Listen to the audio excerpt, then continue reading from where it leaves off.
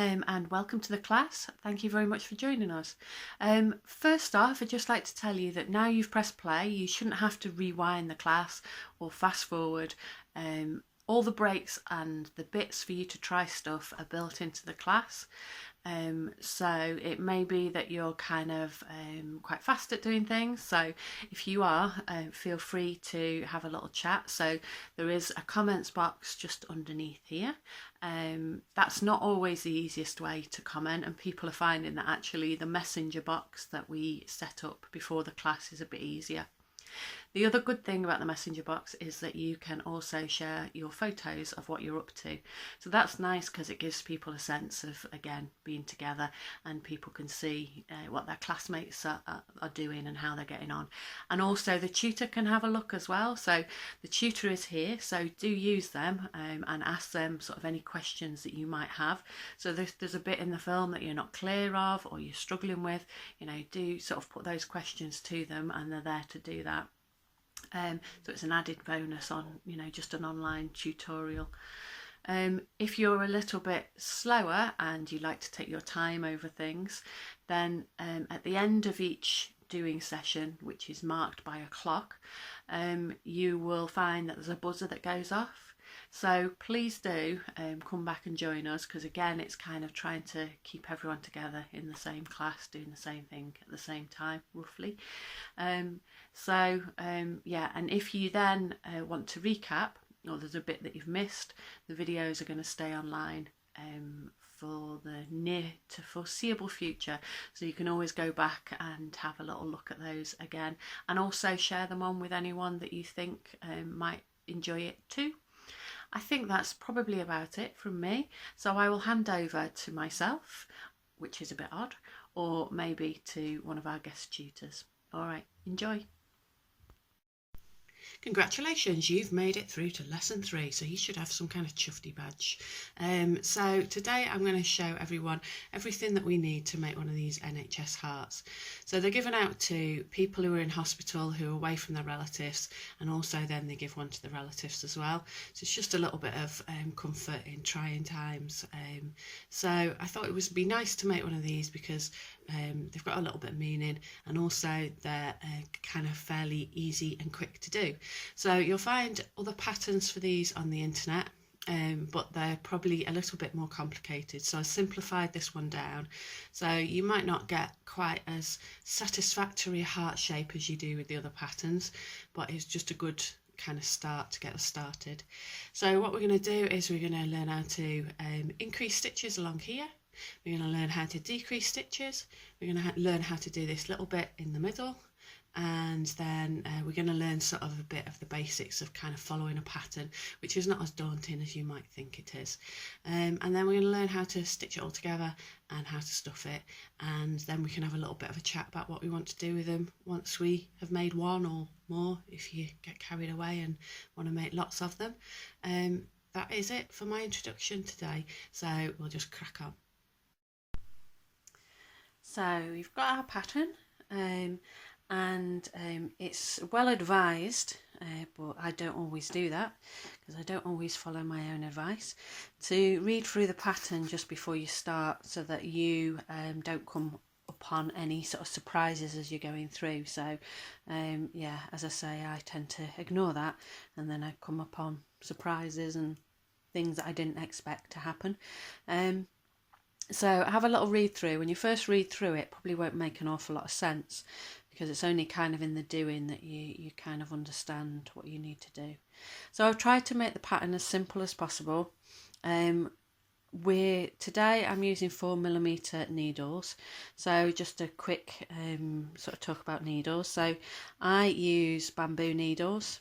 They are, if you're doing an awful lot of knitting, the metal needles in particular can really, every time you do a stitch, it can really jolt your hands, and you can end up with sort of carpal tunnel syndrome and just tingly hands and repetitive strain from that. So bamboo needles much better on your hands, if you've got arthritis or anything like that, or the start of carpal tunnel, they're good for things like that. So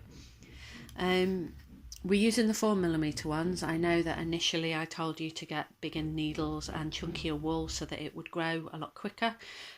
So if you haven't got 4mm and you're not using double knit knitting yarn, then don't worry, you'll just end up with a bigger heart than you expected.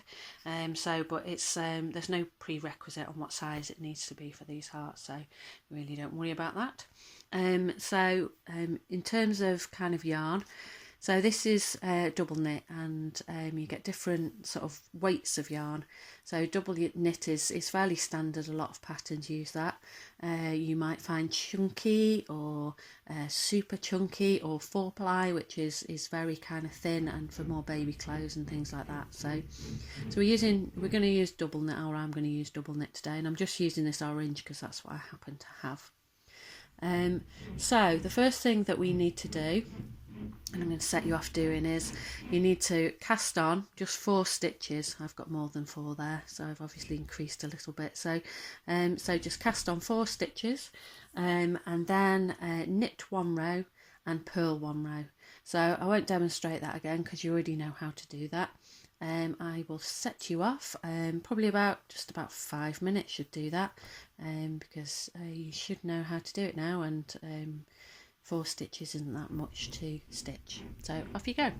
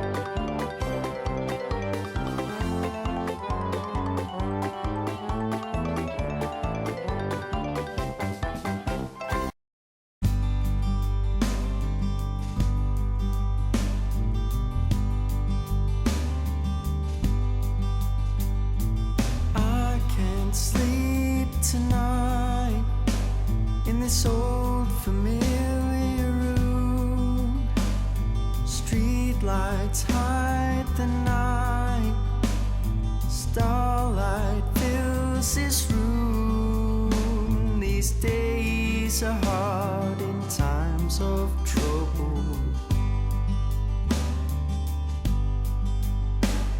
The morning sun breaks to the dawn of a new day. Can I take another hard week? Could I run a little faster? These days are hard in times of trouble.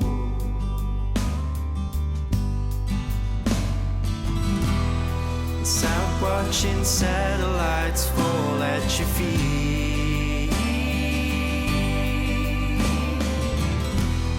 And I am so tired that I cannot sleep.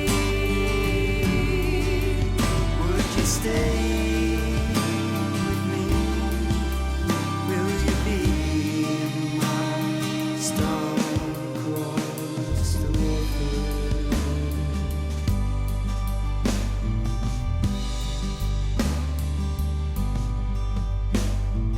Cold wind sunset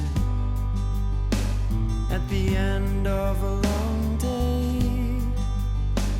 Could I push a little harder? Regrets won't last forever. These days are hard in times of trouble.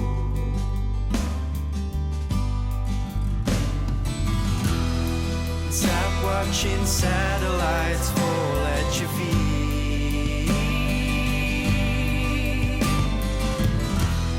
And I am so tired that I cannot sleep.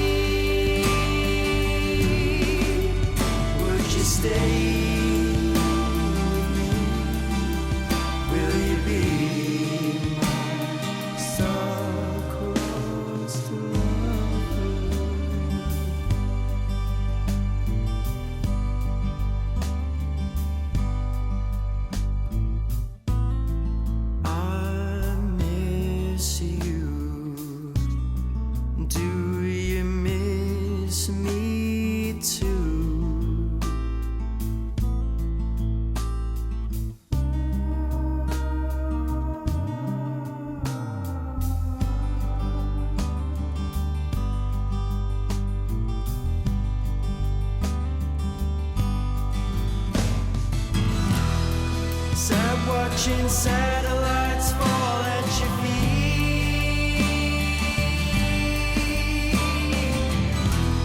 And I am so tired that I cannot sleep. Would you stay with me? Will you be my star-crossed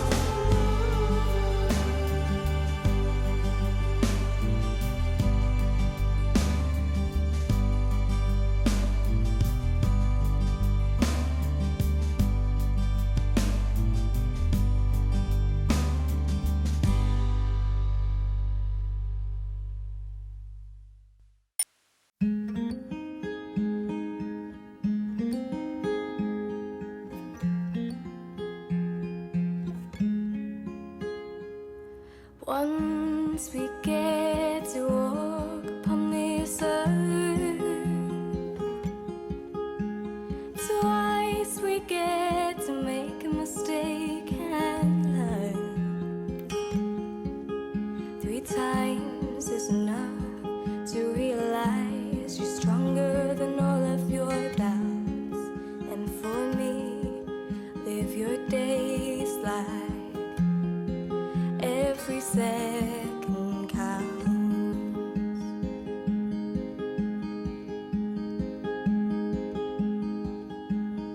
Fire and be fired at. Wear your love as a shield and a charm. And know not all can be saved, but all can be loved. And for me, live happy here on.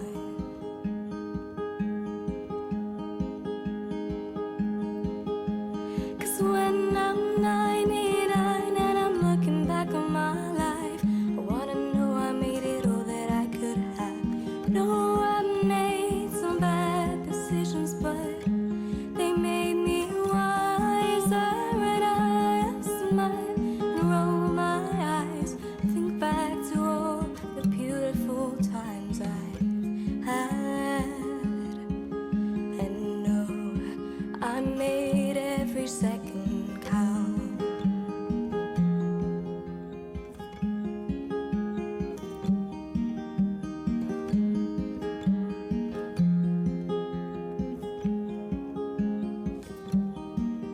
Cause we're all faced with choices, and we might choose wrong. It's a warpath of consequences and lessons learned.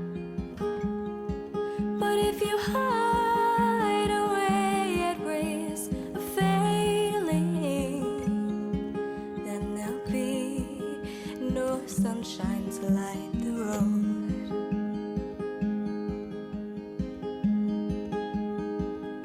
'Cause when you're 99 and you're looking back on your life, you wanna know you made it all that you could have. Know you made some bad decisions, but they made you wiser.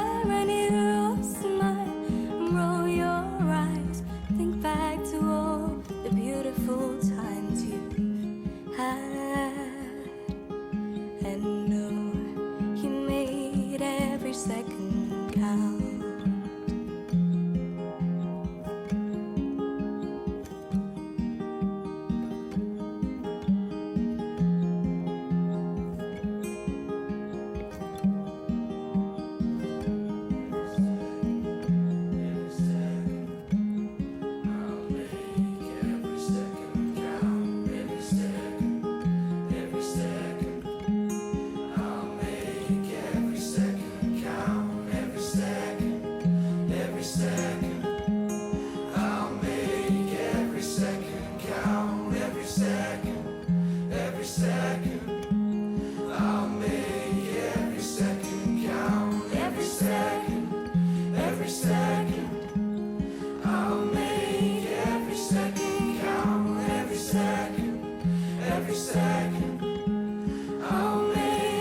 Every second count, every second, every second,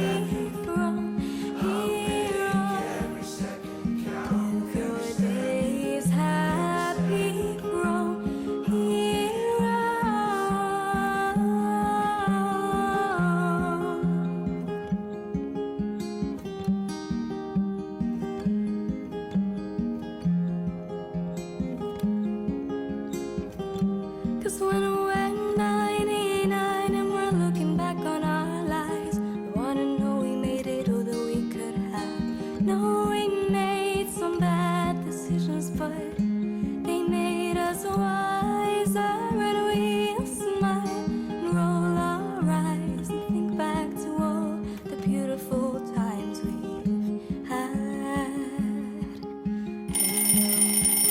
Made every second count.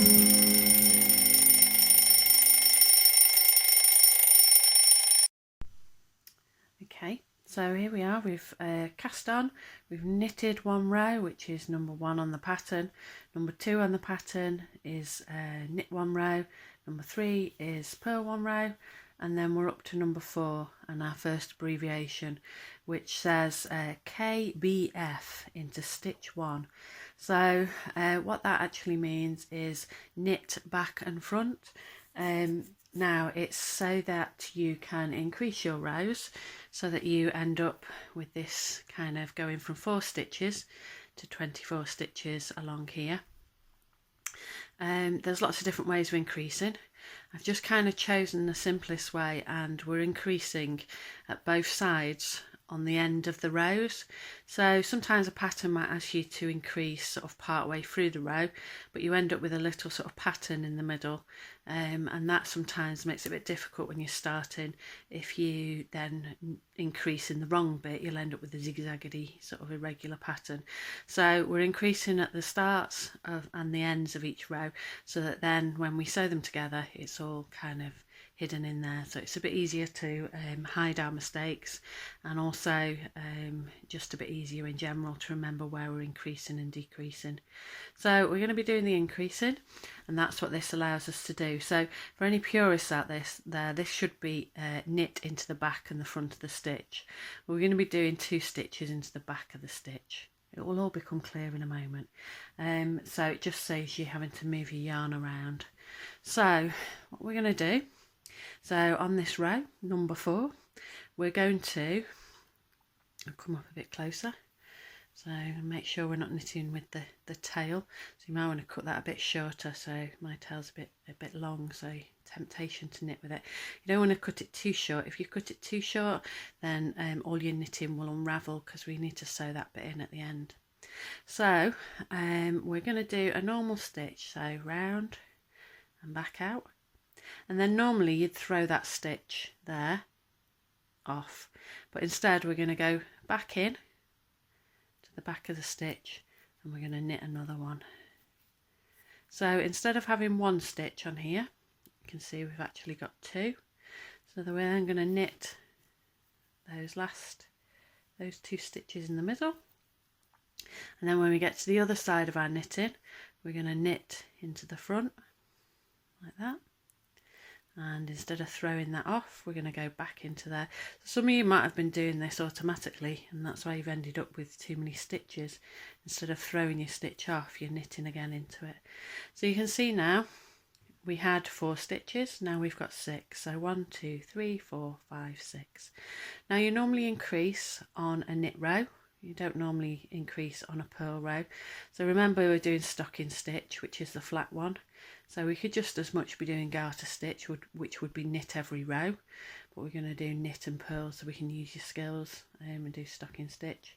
So then you would normally have your increase row on your knit row, and then you'd do a purl row in between. So it depends how quickly your pattern is asking you to increase. I mean, you could be increasing on a knit row, on a purl row, but it's not normal. It's normal that you'll have a row in between. So we're going to do that purl row. Just normal with no increasing on it. And then we're back.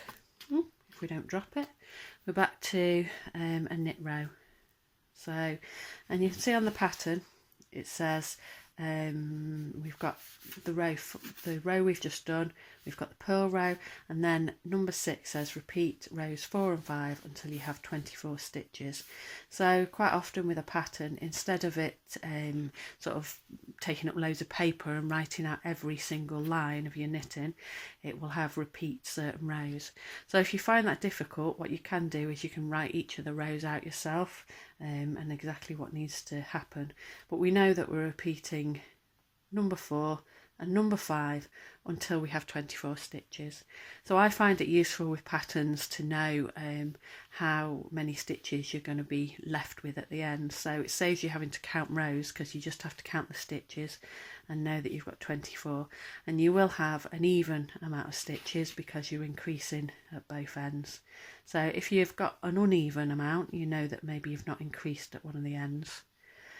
So I shall leave you to do that. That will take a little while, so I'm going to give you sort of about 20 minutes to have a little go.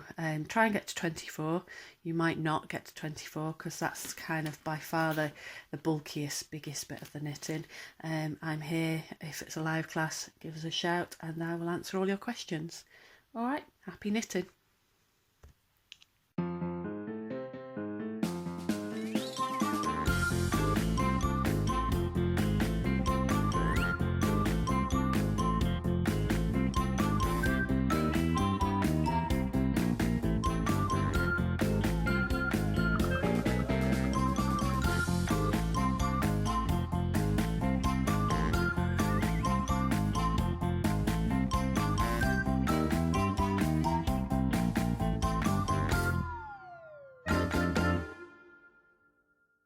Of all the boys I've known, and I've known some, before I first met you I was lonesome. But then you came inside, dear, my heart grew light, and this old world seemed new to me. You're really swell, I have to admit you deserve expressions that really fit you. And so I've racked my brain hoping to explain all the things that you do to me. By mere Bistashane, let me explain. By mere Bistashane means that you're grand. By mere Bistashane, again I'll explain. It means you're the fairest in the land. I could say Bella, Bella, even sehr wunderbar. Each language only helps me tell you how grand you are. And I've tried to explain by mere Bistashane. So kiss me and say you'll understand. Mere Bistashane, you've heard it all before, but let me try to explain. By mere Bistashane means that you're grand. By mere Bistashane, such an old refrain, and yet I should explain. It means I am begging for your hand. I could say Bella, Bella, even sehr wunderbar. Each language only helps me tell you how grand you are. And I've tried to explain by mere Bistashane. So kiss me and say you'll understand.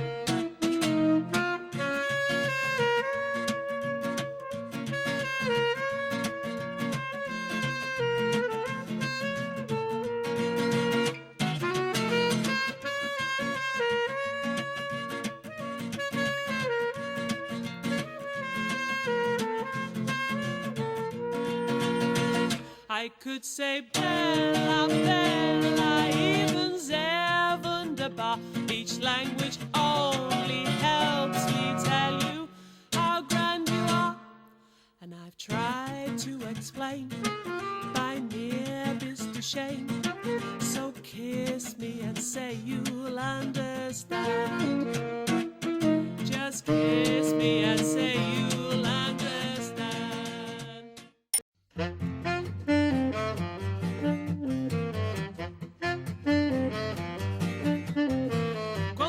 gusta, la gusta, la gusta, la gusta, la gusta, la gusta, la gusta, quanta la gusta, la gusta, la gusta, la gusta, la gusta, la gusta. We gotta get going, where are we going, what are we gonna do? We're on our way to somewhere, the three of us and you. What'll we see there, who will be there, what'll be the big surprise? There may be caballeros with dark and flashing eyes. We're on our way, pack up your pack, and if we stay, we won't come back.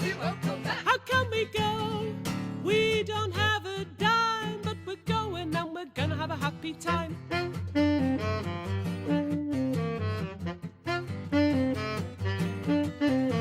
Quanta la gusta, la gusta, la gusta, la gusta, la gusta, la gusta, la gusta, quanta la gusta, la gusta, la gusta, la gusta, la gusta, la gusta. Now someone said he'd just come back from somewhere, a friend of mine that I don't even know. He told me that it's very close to nowhere. If that's the case, that's the place we all should go. We gotta get going, where are we going, what are we gonna do? We're on our way to somewhere, the three of us and you.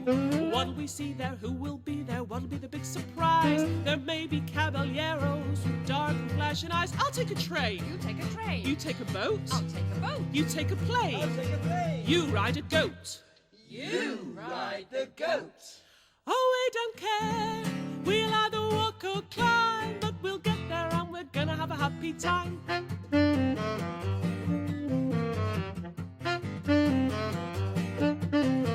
Quanta la gusta, la gusta, la gusta, la gusta, la gusta, la gusta, la gusta, quanta la gusta, la gusta, la gusta, la gusta, la gusta, la gusta. Now someone said he'd just come back from somewhere and picked a few petunias in the snow. He told me that it's very close to nowhere. If that's the case, that's the place we all should go.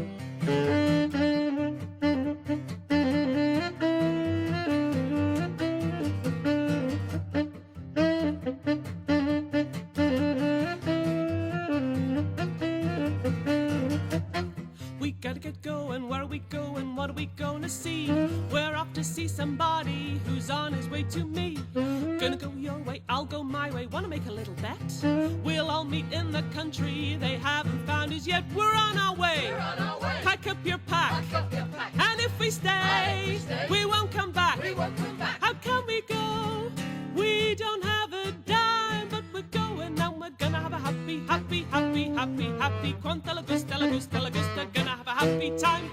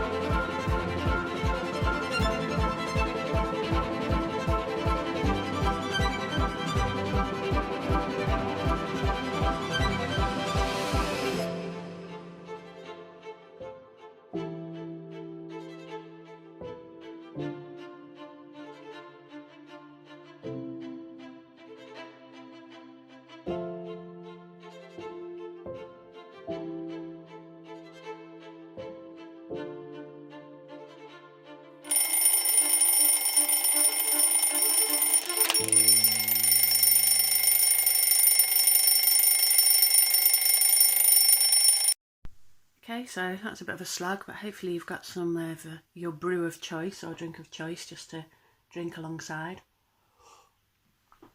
Rocket fuel. So you should have 24 stitches. You may not have 24. You might not have quite had time to do that. But don't worry. You should have an even amount of stitches because obviously you're increasing on this side and you're increasing on this side. If you haven't, it's probably just because you've forgotten to do it at one end.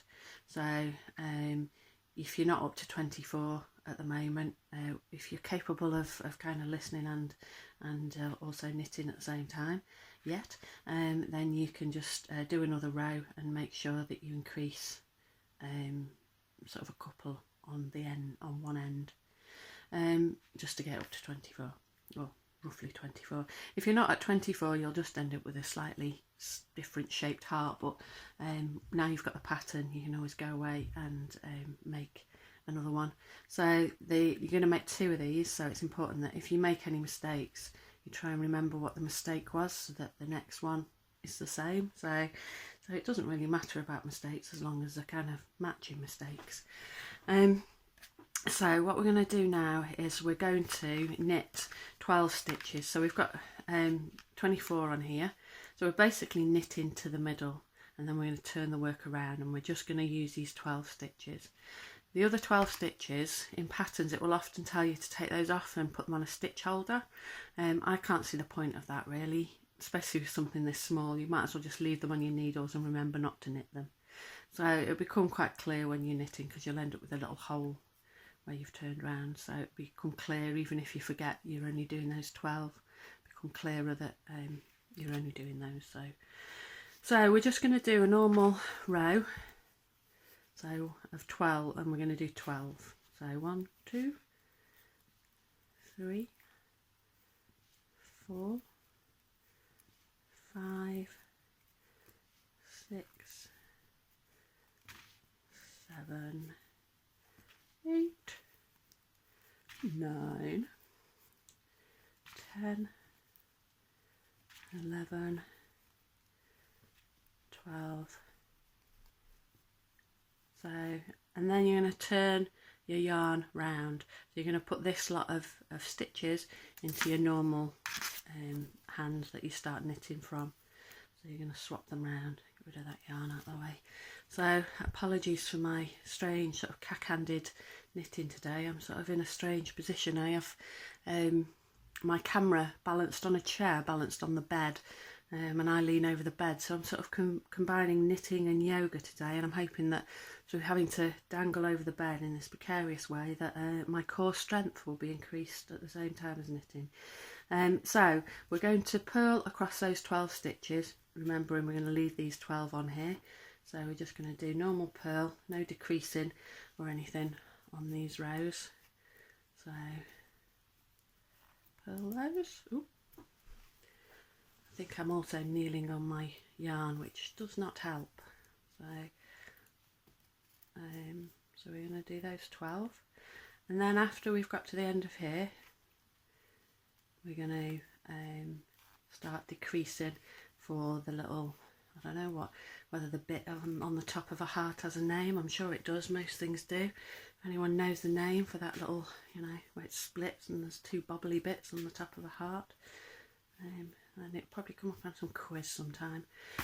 So we've done the knit, we've done a purl row, and now we're going to decrease. So I'm going to show you how to decrease. And decreasing is, frantic and moving. So decreasing is a little bit easier than increasing, because all you're doing is, instead of just taking that stitch, you're taking that stitch and you're knitting them together. So this is where it says knit two together. So you're putting those together, and then you're knitting to the last two stitches. So you're knitting all of those in there, because we want to decrease at both ends of whatever the knobbly bit on the top of a heart is called. Maybe I should have looked it up beforehand, and then I could have learnt some new vocab. So if anyone fancies googling and finding out what the knobble on the end of a heart is. So you'll notice as you get to the middle, if you've lost count like I have, there's a little hole there. So you're on the third stitch from the end.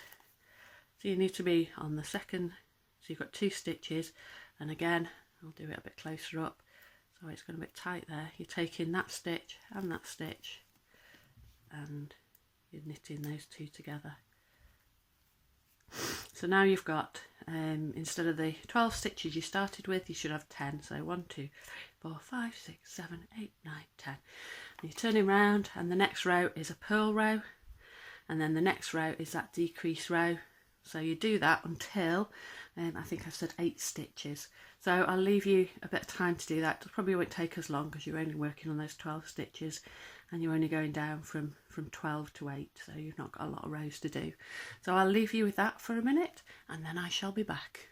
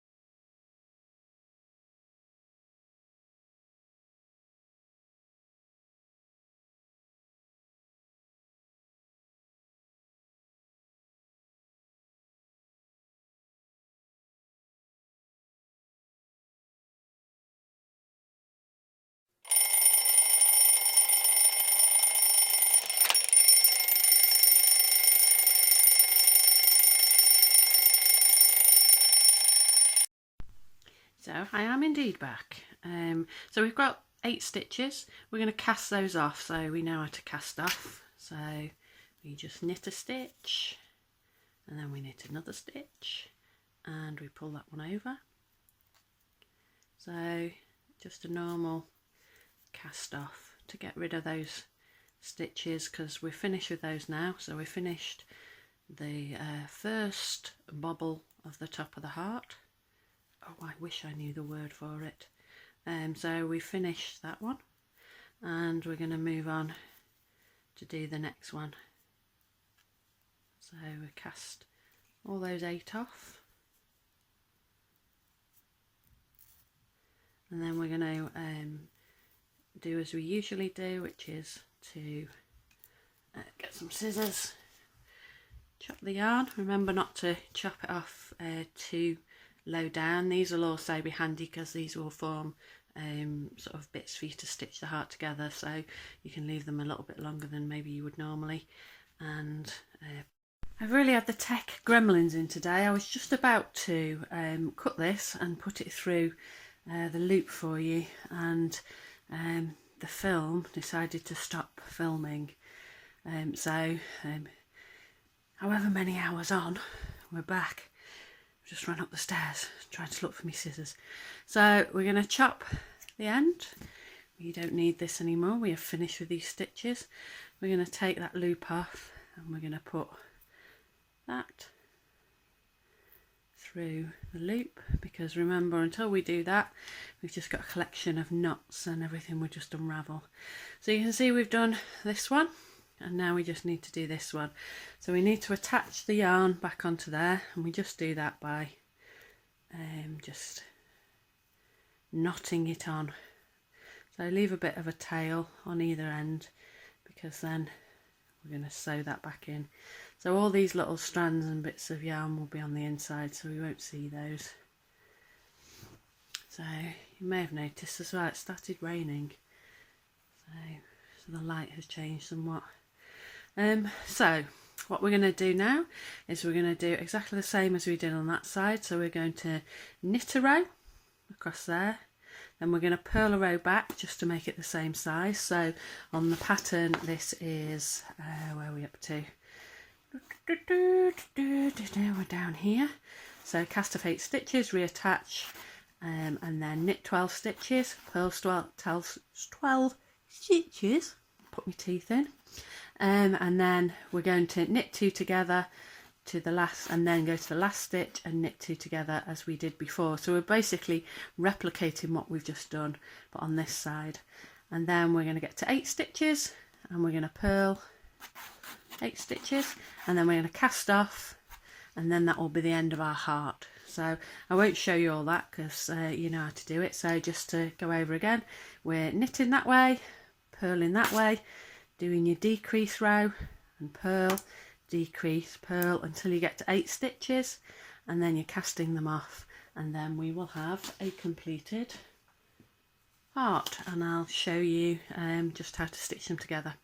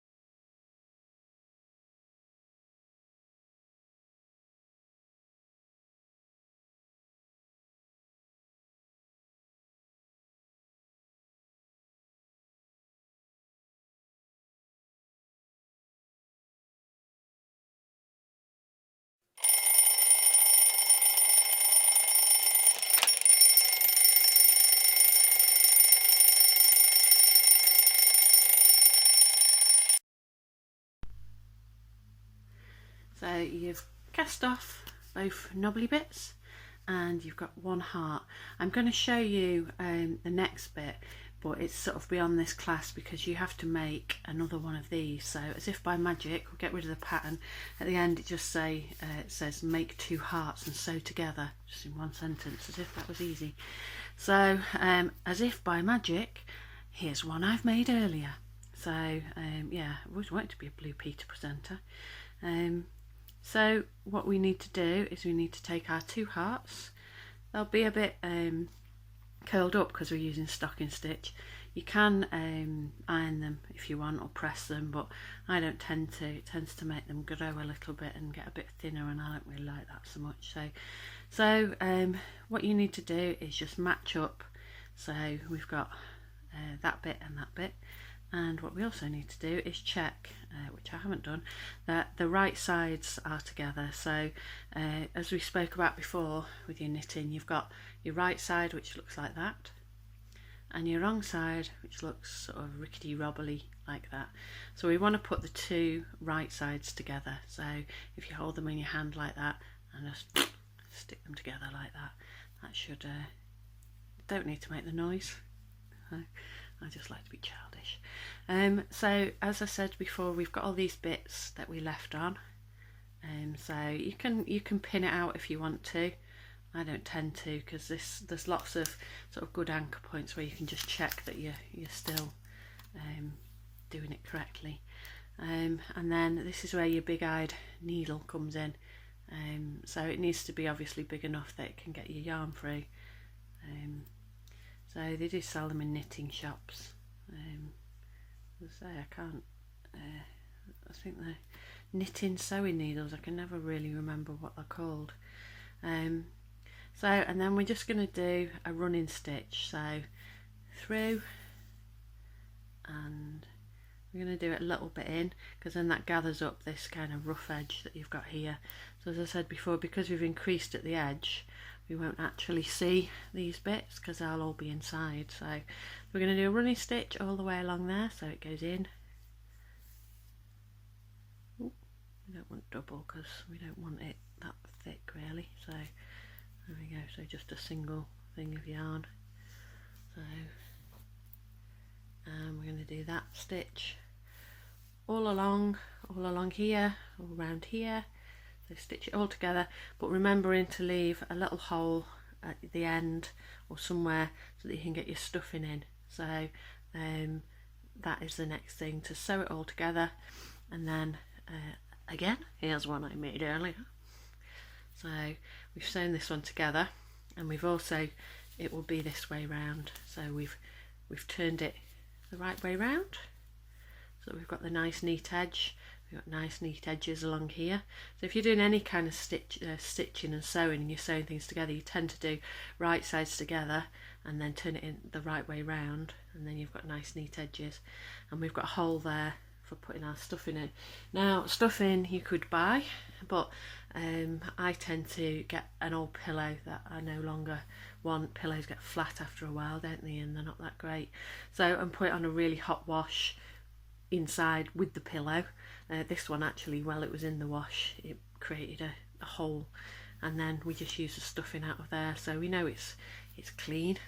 So it's clean enough for me anyway. So, or you could buy yourself some new stuffing if you want. It's just I don't really like kind of waste. And we stuff it, and then we just need to sew up that end. That's the last bit that we need to do. So I will be here if anyone needs any other advice on the stitching, and I just wanted to do just a little bit about, I thought it'd be useful to do a bit about what next really. So I will cut to me talking about that for a bit. Alright, cheerio. Congratulations, you got to the end of the 3 lessons. What I thought it would be nice to do is maybe have a messenger group, which is a graduate group, so we can just carry on sharing any projects that you do in the future and just chit-chatting. So when I first started to knit, well, first time I learned, my mum tried to teach me. I think it's really difficult for parents to teach their children. I was a very, very, very bad pupil, so apologies for that, Mum. But then I kind of joined in later life, joined a little knitting group where people just sat round and knitted together, and there was beginners, there was people who knew how to knit quite well or very well, and everyone helped each other out, so that suited me really well because there wasn't, you know, someone who was a set teacher or anything like that. It was just a group of people joining together to do some knitting. So I thought that could be, you know, our messenger group could be a little bit like that. Yeah, but do join a real group if, you know, once we get out of this situation. You know, it's nice to sit with other people and do some knitting. Hopefully you've kind of realised the kind of joy of knitting and what it could bring to your life. So there's a book called Knitting Yarns, which is really interesting, and it tells about a lady, and she went through a traumatic experience and used knitting to kind of help her with that. I find personally that when I knit, my mind does something different, so it's concentrating on the knitting, but it also kind of mulls over kind of problems or issues and things that maybe I've been struggling to find a solution to. So yeah, it kind of, and then by the end of doing some knitting, I find that I actually know the solution that, you know, days and days of musing and kind of really torturing myself about. I kind of know what to do. It's quite miraculous like that. I think it's a repetitive, meditative nature. You're taking your mind off the issue, but it's still sort of percolating somewhere. So yeah, it's got a lot of kind of a spiritual, I don't really want to use that word, but kind of, you know, a mental well-being kind of point to it as well. Something else you might want to have a little try of. Several years ago I did a project called Knit a Year, and that was where people knitted their moods for a year. So they started off with 10 stitches, I don't think there's quite 10 there, but 10 stitches, and every day they knitted in a yarn that suited their mood. So you need to find yourself someone who's going to donate a stash of wool to you, so you've got lots of different colours. And it was just, people just made big long strands, and it kind of helped them to understand when their mood might be going down or up. So we had people with kind of bipolar who would think, oh God, my mood's gone grey for 10 days, you know, maybe I best do something about that. What can I do that normally improves my mood? And we had people who were struggling with a cancer diagnosis and then treatment, and they knitted a strand that went through that whole process, and allowed them to kind of understand how they were feeling on a daily, weekly, monthly basis. So yeah, things like that. So use knitting as a way of kind of monitoring how you're feeling. So I will set up a lovely little graduate group, and anyone who's got through doing the 3 lessons will be added to that group. And thank you very much for joining us. It's been a bit of a learning curve for me too, so I hope you've enjoyed it. I think we've picked things up and learned from each other along the way. And cheerio for now, but stay in touch and do keep sharing your projects.